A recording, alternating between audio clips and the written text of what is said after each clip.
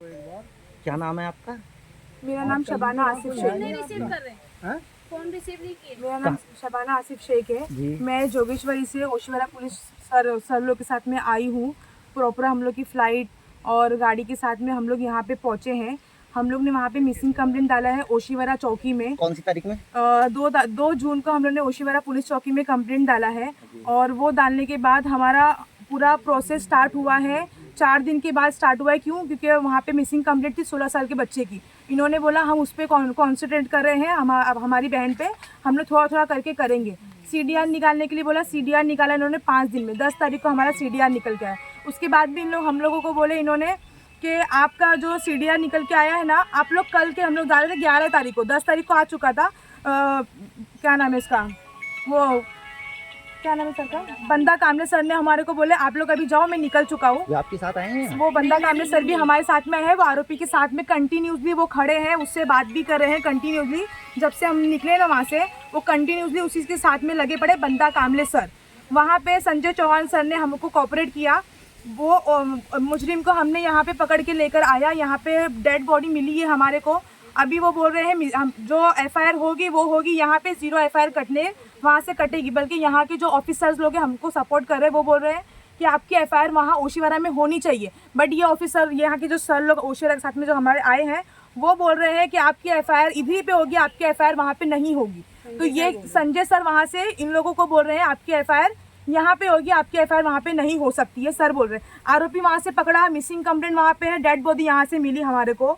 तो इन लोग क्या बेस पे बोल सकते हैं FIR यहाँ पे होगी? और FIR होगी उसके बाद हम लोग यहाँ पे तो आ नहीं सकते। हम लोग रहते हैं मुंबई में। हम लोग इसके बाद में क्या हो रहा क्या नहीं हो रहा। हम मुंबई में कौन सी जगह पे रहते हो आप?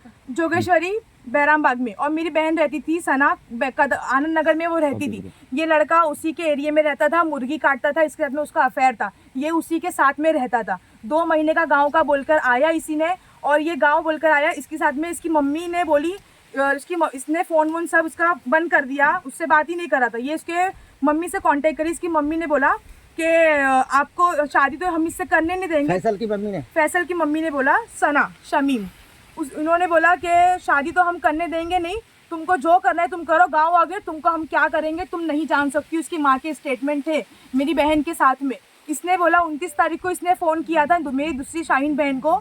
दोपहर में इसने बोला 4 बजे के करीब फ़ोन इसने किया, तुम्हारी बहन गाँव आ रही है। उसने किसी को नहीं बताया था। कौन सी डेट में? 28 को वो शाम को गायब हुई है। 29 को दोपहर में समीर का फ़ोन आता है। समीर खान है, कौन है आई डोंट नो। वो फैसल नाम भी बताता है, फैजल बताता है, समीर बताता है। आई डोंट नो कि उसका ये जो आरोपी जो मिला है हमारे को, कि इसका एग्जैक्ट नाम क्या है वो हमको नहीं मालूम है। समीर भी बोलता है, फैजल बोलता है, फैसल बोलता है, और पता नहीं 10-12 इसके नाम है। ये बताता है हम लोगों को। इसने 29 को फ़ोन किया मेरी बहन को। इसने बोला कि तुम्हारी बहन मेरे गाँव आ रही है, उसको समझा दो, अगर वो यहाँ पर आई मैं उसके साथ में कुछ भी करूँगा तो मुझे बोलना नहीं। उसके बाद ये फ़ोन कट करता है। ये मेरी बहन उसको फ़ोन करती है, सना को, मेरी बहन को, सना तू कहाँ जा रही है, कहाँ जा रही है? 2 बार उसने पूछा, उसने फ़ोन कट कर दिया। 29 तारीख को वो यहाँ पहुँची, 29 तारीख को यहाँ पहुँच चुकी थी। उसकी एक फ्रेंड है फिरदौस करके, नूर नर्सिंग होम में फ्रेंड थी उसकी। वो उसने फ़ोन किया था कि सिस्टर आप कहाँ जा रहे हो? तो उसने बोला मैं समीर के साथ में हूँ, समीर के गाँव में हूँ। उसने बोला ये चीज़।